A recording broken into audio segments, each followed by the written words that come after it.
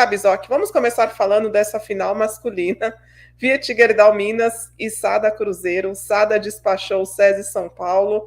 Você, bruxo como sempre, falou que o Sada costuma jogar melhor o segundo jogo e jogou mesmo. E o Fiat Gerdau Minas confirmou o favoritismo aí para cima do Vedacity Vôlei Guarulhos e fechou a série, então, 2-0, 2 mineiros na final. E eu acho que com muita propriedade os dois times fecharam a série, né? O Sada Cruzeiro não deixou o SESI São Paulo jogar. Impressionante a qualidade de jogo. O SESI o tempo todo na frente. Quando esteve atrás, conseguiu reverter a vantagem que era do SESI. Tirou o Birigui de quadra, né? O Birigui não conseguiu jogar. É impressionante que teve algumas marcações ali da pipe do Birigui, né? Ele vindo pela 6, que o bloqueio se fechava e abandonava as extremidades. E fez uma opção tática também interessante de essa marcação sendo mais fechada, deixar, às vezes, o corredor do Darlan aberto. A preferência do Darlan para diagonal é diagonal, mas um oposto do nível do Darlan ter o que ele teve de corredor foi uma opção arriscada do Sada Cruzeiro. E só quem tem bala, Vanessa, é que arrisca uma tática dessa.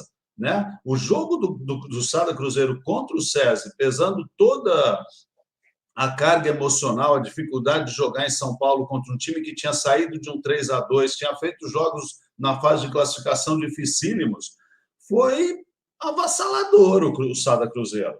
Avassalador. Teve um aproveitamento de contra-ataque irrepreensível. O único jogador que não foi tão fenomenal de ataque foi o Rodriguinho. Né? Porque o Rodriguinho teve um rendimento de recepção que foi uma maravilha.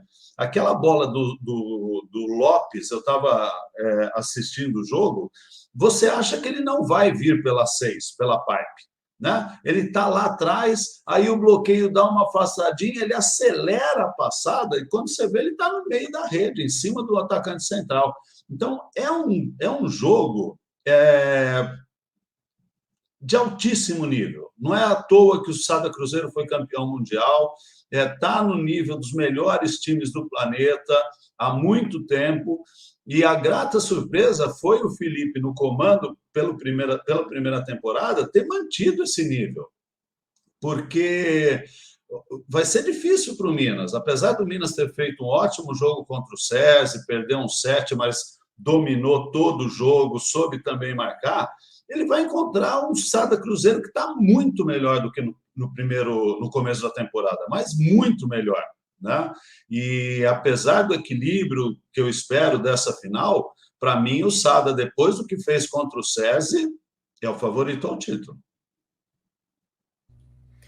Cacá, você aqui já introduziu uma das nossas pautas. Eu gostaria que você falasse um pouquinho sobre o trabalho do Felipe Ferraz. Primeira temporada como técnico, acabou de sair do banco de reservas do Sada Cruzeiro, virou técnico titular e já ganhou o Campeonato Mundial, está aí à beira de conquistar uma Superliga, fazendo esse time jogar muita bola. Vamos falar um pouquinho dele? Acho que esse reconhecimento é válido. É válido, sim, porque o Felipe é difícil para todo mundo assumir uma condição de técnico, ainda mais do melhor técnico do país durante uma década, e sair de uma condição de jogador dirigindo atletas com os quais ele treinou até tão pouco tempo. Então, é normal que o Felipe, como jogador, tivesse um comportamento que, às vezes, os próprios jogadores ali duvidassem um pouquinho do que ele poderia conseguir. Pô, o Felipe estava aqui do meu lado, agora ele está dando ordem, está escolhendo tática, está falando o que eu tenho que fazer. E o cara conseguiu, com todo esse domínio do grupo, fazer um baita trabalho. Teve a ajuda de uma comissão técnica competentíssima, que está há muito tempo ali, mas que também bancou o Felipe, porque o corporativismo também, a gente tem que pensar nisso. Tem muita gente ali que torceu os olhos e falou assim, pô, o Felipe sai da quadra e vira técnico do melhor time do Brasil, né? Não fez educação física, não fez o trabalho que eu fiz, eu estou há 20 anos no vôlei e ele que é o técnico, e não teve essa resistência. Né? Então, mostra essa estrutura. Valeu, Aldo, obrigado, viu? Sou seu fã também, você faz um trabalho muito importante para o voleibol. Então, essa estrutura toda do Sada Cruzeiro que a gente estava falando agora há pouco, Vanessa, ela acaba sendo maior do que as pessoas que estão ali. Né? As pessoas fazem esse trabalho, mas a estrutura, o Sada Cruzeiro é maior que quem está chegando. E aí você tem que servir ao Sada Cruzeiro. E é esse espírito que às vezes a gente não consegue explicar em algumas equipes, né? Então o pessoal pergunta por que aqui em São Paulo não tem, por que é o espírito, é o espírito. A gente tem grandes equipes, a gente tem grandes clubes, mas às vezes quando você consegue construir essa identidade, você vai longe sem às vezes saber por que vai longe. Cacá, e essa questão, você falou muito sobre a herança que ele recebeu do Marcelo Mendes, mas e como você, essa questão da hierarquia, né? Porque até outro dia, como você comentou, o Felipe era parceiro do Wallace, parceiro do Luquinha, estava dentro de quadra com eles. E como você impõe um respeito perante a seus ex-colegas de quadra, agora você na condição de técnico, como que você trabalha essa hierarquia? Então, não tem estrutura que sustente alguém que não seja bom, né, Vanessa? O cara que não é bom não consegue se manter. E o Felipe, durante esse tempo, ele se dedicou a se aperfeiçoar. Ele sabia que ele queria virar técnico.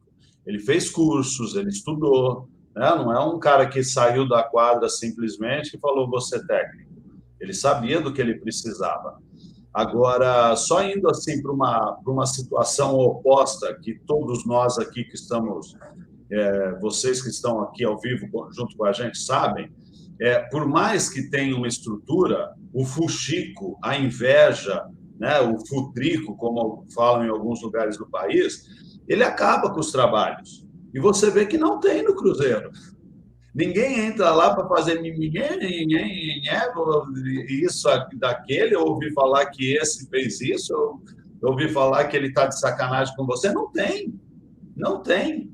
Né? Então, isso constrói um ambiente de trabalho. Aí, o ambiente com trabalho, com alguém competente, alguém que estudou para isso, que se dedicou para assumir uma função dessa, e todos os outros empenhados em continuar, em fazer um trabalho bom onde existe um ambiente bom de trabalho, o resultado é positivo. Né? Todo mundo remando junto, ninguém fazendo jogo de falar mal do outro, de querer boicotar o trabalho de ninguém. É um trabalho que tem tudo para dar certo. E é a história do Sada Cruzeiro. Curec cabeludo, olha o Curec cabeludo por aqui, Cacá Pisoc. O time do Sada está com um volume de jogo muito impressionante, tem a cara do Felipe e o Wellington, olha o Wellington. Ah, o Felipe é bom, mas pegou a equipe pronta e forte, foi somente manter a receita. Esse Sada Cruzeiro não tinha chegado às finais da última Superliga, hein, Wellington? Cacá, eu gostaria de falar de outros dois nomes. Vamos lá, vamos falar dele, o Wallace, que parece que é clichê falar sobre isso, mas quanto mais velho fica, mais líder, mais habilidoso parece que fica também, mais inteligente, né? Joga com uma inteligência o Wallace, e foi fundamental aí para o Sada avançar às finais. Quando você chega no final de carreira, você tem duas opções. Ou amarra o burro na sombra ou bota o burro para andar mais. E o Wallace está mostrando que ele é realmente um jogador diferente, um atleta diferente. Ele tinha tudo para ser um reserva de luxo, só que ele está jogando o fino novamente. O Wallace cresceu na temporada. Se a gente for lembrar as primeiras partidas, a gente até criticou bastante o Wallace, né? A gente falou assim, olha, não está no nível que precisa estar. Se não remar com essa idade, a tendência é ficar cada vez pior, fica mais difícil retomar a forma física. E o cara está voando, o cara teve um rendimento espetacular no jogo contra o SESI, né? E apesar de muitos aqui falarem assim, pô, onde o Kaká leu quando eu falei que o Wallace podia voltar para a seleção, o rendimento que o Wallace está tendo no Sada Cruzeiro é para ser chamado pelo Renan. Né? O cara, quando ele está cansado, ele toma aquela decisão e fala assim, eu não quero mais seleção. Agora, do jeito que o Wallace está jogando, ele tem que ir para a seleção. E na cabeça dele, no corpo dele, eu acho que essa é a mesma resposta que ele está se cobrando. Ele deve estar se perguntando assim, pô, cara, olha como você está. Onde é teu lugar? Teu lugar é na seleção. E ele vai ser consultado pelo Renan e ele vai aceitar a convocação. Logo após os Jogos Olímpicos de Tóquio, o Kaká ele já não se despediu da seleção? O Wallace? Se despediu. Eu peguei um gancho de uma entrevista que ele deu, em que ele falou assim: eu, às vezes, tenho saudade da seleção. E eu falei assim: isso é um indicativo de que ele pode voltar. E ele só poderia voltar se ele estivesse no nível que ele estava anteriormente. E ele buscou esse nível. Esse vôlei, então, que o Wallace está jogando é nível de é nível internacional. É nível internacional, dá para jogar o Mundial e dá para jogar daqui 2 anos a Olimpíada em Paris. Bom, e vamos então para outro personagem aqui. Gostaria de falar um pouquinho de um líbero que é discreto, mas que vem fazendo um bom trabalho aí pelo Sada Cruzeiro, Luquinha. Vanessa, eu até anotei aqui, como eu não sei se a gente vai conseguir falar, mas uma das pautas era a seleção brasileira, as possíveis convocações, né? E eu coloquei aqui um ponto de interrogação no Luquinha, enquanto eu fazia análise dos atletas convocáveis. Eu acho que o Luquinha está no nível melhor do que os outros líberos que a gente tem. É um cara com liderança, como você falou. Eu tive a oportunidade de treinar o Luquinha 10 anos atrás, no time do Medley Campinas. Assim como eu tive a oportunidade de treinar o Franco. E os dois jogadores estão num nível que, sinceramente, eu não acreditava que eles chegariam. Eu duvidava, pelo que eles mostravam lá atrás, que eles pudessem chegar nesse nível. E o Luquinha e o Franco estão jogando demais. Demais. O Luquinha, o que ele cresceu na defesa, né? A gente vê aí, teve até um lance do Mike que eu falei assim, nós precisamos separar esse lance porque foi espetacular. O Mike recuperou uma bola, em vez de dar um mergulho, ele deu uma cambalhota. Né? É a agilidade do líbero, né? Que às vezes só alguns conseguem ter. Ele pulou por cima, acho que foi do Matheus Pinta, e pum, né? Recuperou a bola e deu uma cambalhota para recuperar o equilíbrio. E o Luquinha, apesar de não ser tão espetacular, né? O Rogerinho também, na partida contra o Minas, jogou demais. O Luquinha ele tem essa regularidade, ele está sempre bem colocado, ele toma a bola no peito, é difícil o Luquinha perder uma bola que ele não está bem colocado, que ele não rela na bola, que a bola não encosta nele. Então, eu vejo a evolução do Luquinha de uma maneira muito positiva, muito positiva. Eu acho que se o Renan der uma oportunidade, ele pode engolir os outros. Quando você fala os outros, você está falando de Thales, de Mike, dessa galera que está já há algum tempo na seleção brasileira. Eu estou falando de Thales, eu estou falando de Mike, eu não estou falando de Rogerinho, porque eu acho que o Rogerinho não vai ser convocado, e eu estou falando do Alê, que foi a minha surpresa, que já foi convocado, está treinando lá em Saquarema. Perfeito, Kaká. Vamos falar um pouquinho agora do Minas, né? A gente agora vai para o Minas, o outro finalista da Superliga masculina, Kaká Bizoc. Deu o resultado esperado. Fiat Gerdau Minas venceu por 3-1 o Vedacity Vôlei Guarulhos aqui em São Paulo e fechou a série, então, em 2-0. E não foi um jogo fácil, Vanessa. Se a gente pegar os números, quem não assistiu o jogo fala assim, eu vou ver pela súmula porque eu consigo saber como é o jogo. Não consegue, porque você vai ver todos os números e você vai falar assim, poxa, como é que o Minas ganhou de 3-1 e ganhou sets até com facilidade, né? O jogo foi igual, rendimento, número de bloqueios, rendimento de ataque, eficiência da recepção, número de erros, foi um jogo igual. Só que o Minas, exatamente por essa organização, Vanessa, ele conseguiu aproveitar mais uma vez as situações em que a bola continua em jogo. E quando essas situações que continuam em jogo, não são só as situações de breakpoint, né? Aquela situação que você cria o contra-ataque a partir do saque. É saber que não vai rodar a primeira bola, trabalhar ela no bloqueio, trabalhar ela numa situação mais difícil para o adversário e confiar que na volta você vai construir um melhor contra-ataque. E o time do Minas é essa aula o tempo todo. O tempo todo. Você vê o time montadinho, inteiro para contra-atacar. Os jogadores bem posicionados, sabendo que eles precisam, para conseguir o ponto no contra-ataque, se posicionar bem. Então, é uma aula para quem gosta do aspecto tático do voleibol, da dinâmica do jogo. Pega o jogo do Minas, em vez de ficar vendo os lances, repara na movimentação dos jogadores. Toda essa movimentação é voltada para isso. É para estar em condições de pontuar nas situações mais difíceis, de recepção que não sai, de contra-ataque que é construído pelo time do Minas. Eu acho que essa é a grande força do Minas. É a grande força do Minas.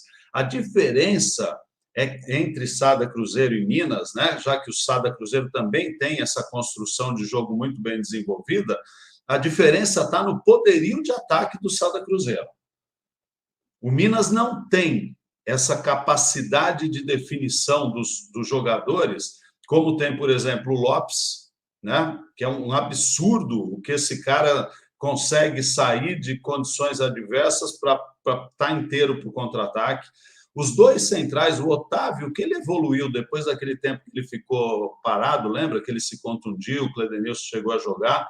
Quando ele voltou não sei o que passava na cabeça dele, mas parece que ele falava assim, cara, o Cledenilson vai pegar meu lugar, eu não vou deixar.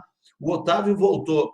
Quantos jogos nesses últimos que a gente tem assistido que ele definiu no saque a reação do Cruzeiro? Contra o próprio SESI, né? Aquele quinto set lá em Minas. Então, eu vejo o time do Minas, em relação ao Sada Cruzeiro, com um conjunto bom, mas não vejo com jogadores tão decisivos na hora de definir ofensivamente. Então, o jogo vai ser bom, o jogo vai ser ótimo, a bola vai continuar no alto, só que, hora que sobe um Honorato, né, que eu também acho que merece uma chance na seleção, né, o Honorato, muita gente fala assim, o Honorato é baixo. O Honorato é 1,90 m. É a altura de muito ponta que está jogando aí em seleção, né? Então, o Honorato merece sim, porque ele é uma peça fundamental no esquema do Minas, na recepção, na defesa, no ataque. Então, mas você pega diferenças de força física que podem definir o campeonato, Vanessa. Vamos comparar Honorato com o Lopes, o Rodriguinho com o Leozinho, né? O Juninho com o Isaac e o Pinta com o Otávio. E aí a gente pega o Sanches com o Wallace. Pensando assim, você fala assim, cara, que disputa bacana, né? Realmente de uma final de Superliga. Mas a diferença que existe entre um e outro é toda favorável ao time do Minas, na parte ofensiva. Desculpe, ao Sada Cruzeiro. Né? Então, se o Minas quiser vencer essa final, ele vai ter que ser 100% que ele está sendo taticamente e esses jogadores se superarem um pouco para estar à frente na definição das bolas em relação aos do Sada Cruzeiro. Deixa eu ler a mensagem do Romário, que sempre está aqui com a gente. O Luquinhas saiu com 36% de eficiência no passe contra o SESI São Paulo, enquanto o Pureza com 69%. Luquinha está na posição 42 de melhores passadores, bem longe dos outros líberos que disputam a Superliga. Kaká, já que você começou a falar um pouquinho sobre esse duelo, eu gostaria de aprofundar um pouquinho mais sobre Sanches contra Wallace. Tá, eu posso só responder para o Romário? Claro. Romário, você está absolutamente certo na análise dos números, né? Se existem números, você está comparando números e vendo realmente o que acontece. Só que existe uma diferença grande, que a hora que o saque entra no Luquinha, é porque ele entra para qualquer lado. Nenhum time tem a tática de sacar onde o Luquinha está. Gente, vamos para desculpem, né, eu usaria outra palavra, mas vamos para o dane-se. E aí o saque entra, um torpedo para qualquer lado em cima do Luquinha. Daqui a pouco a gente vai falar do feminino. É o mesmo caso que acontece, é diferente, é o contrário do que acontece, por exemplo, contra o Praia, quando a Ju Perdigão precisou sair nos 2 sets, nos 2 jogos, para que o Praia conseguisse uma recepção melhor. Então, eu respeito a tua opinião baseada nos números, mas não são só os números que definem a qualidade de um líbero, né? A gente pega o time de Guarulhos, o time de Guarulhos teve um rendimento melhor do que o Minas em alguns momentos de recepção. Tem alguns jogadores que estão à frente em recepção e que jamais eu convocaria para a seleção brasileira, jamais chamaria para o meu time, né? Então, existe uma análise que eu considero um pouco além das estatísticas. Perfeito, Kaká. Bora então para um duelo aí que promete muito. Wallace contra Sanches. Como podem fazer a diferença nessas finais? Sanches vencendo a bola de segurança aí do time do Fiat Gerdau Minas. O Wallace também a bola de segurança do Sada. Vai ser um confronto entre um cubano raiz e um cubano brasileiro, Kaká Bizoc. É verdade. E o Sanches está bem mesmo, né, Vanessa? A gente comentou isso no programa da semana passada, que foi exclusivo para os assinantes da Volley Play, que o Sanches deveria jogar no lugar do Bissotto. E também parece que é a opinião do Neri Tambeiro, né? Porque o Sanches adquiriu o ritmo de jogo enquanto o Leandro estava machucado, não só ritmo de jogo, como a eficiência e a eficácia que o time do Minas precisava para uma fase tão decisiva. E aí ele é titular e ele foi decisivo nos 2 jogos contra Guarulhos. Agora, para mim, é a mesma relação, Vanessa, que eu fiz com outros jogadores. Pega o Wallace e Sanches. Pô, estão aqui, né? Quem que você confia mais em derrubar nas dificuldades? Opa, o Wallace passou um pouquinho. É esse pouquinho que dá o favoritismo para o Sada Cruzeiro. E esse pouquinho, na minha opinião, são todos. São todos. Aí a gente pode falar assim, não, mas o Cachopa, que foi como ele pediu para ser chamado, né? Eu vi na última transmissão aí que ele falou, não sou Cachopa, eu sou Cachopa. Então vamos lá, Cachopa. A gente faz um esforço, mas a gente consegue. O Cachopa, ele está num nível que é lógico que tem a genialidade do William do outro lado, mas o Cachopa está com mais saúde. O William tem dificuldade para chegar em algumas bolas por causa da idade, por causa do histórico de contusões. Quando o William recebe a bola nas mãos, talvez ele seja mais genial que o Cachopa, mas o Cachopa está, acho que, na melhor fase dele, né? Então, é um duelo muito interessante, que vai depender, para que ele continue igual, da qualidade da recepção do Minas. Kaká, para a gente fechar aqui, eu tinha trazido uma pauta sobre o William, você já comentou um pouquinho sobre ele. Quando você joga com um levantador como o William, como que você deve se comportar do outro lado, né? Porque é imprevisível o que ele faz com a bola nas mãos, é difícil ler as jogadas dele. Então, como que o Sada Cruzeiro tem que jogar contra o William Arjona, que por tantos anos também foi levantador do time celeste? Então, Vanessa, você tocou num ponto interessante, porque eu tinha até separado aqui para falar do jogo do Minas contra Guarulhos, que os bloqueadores de Guarulhos, eles saltavam até quando não precisava, porque achando que o William ia soltar. Então, é uma preocupação tão grande, porque eu via em alguns momentos ali, eu falava assim, gente, por que o Babu saltou com o meio, né, e deixou aberto lá para a extremidade? Porque na bola anterior, o William tinha colocado uma bola para o central que era quase impossível colocar, né? Mas não é sempre que ele vai fazer isso. O William é genial, mas ele também é genial controlado. Então, tem alguns momentos no set, algumas situações que ele não vai jogar com o meio, né? E que não adianta o bloqueador adversário queimar com o meio, porque ele vai deixar um jogador bater com bloqueio simples. Então, eu acho que precisa muita leitura. Não adianta esse negócio de você analisar jogos anteriores do William. Eu já enfrentei o William, já enfrentei grandes levantadores, e quando você fala assim, olha, nós temos 38 jogos analisados, quando aconteceu isso, o William vai jogar com esse cara? Não vai. Ele não vai jogar numa final com aquele cara se ele souber que você tem as informações que ele tem capacidade de jogar com o outro, de fazer outra jogada. Né? Então, é leitura, é antecipação e é aquele negócio. A hora que o passe não sair, é obrigação fazer o ponto. Vocês, por favor, bloqueiem para onde precisa bloquear, defendam para onde precisa defender e façam ponto no contra-ataque. Porque a hora que o passe sair na mão do William, pode ser que a gente consiga bloquear, como pode ser que não consiga. Então, é um cara coroa a hora que sai na mão do William. E também vou jogar a mesma análise para o lado do Cachopa. É a mesma coisa hoje. Né? Saiu o passe na mão, você não sabe o que ele vai fazer mais. Ele pode jogar com qualquer um.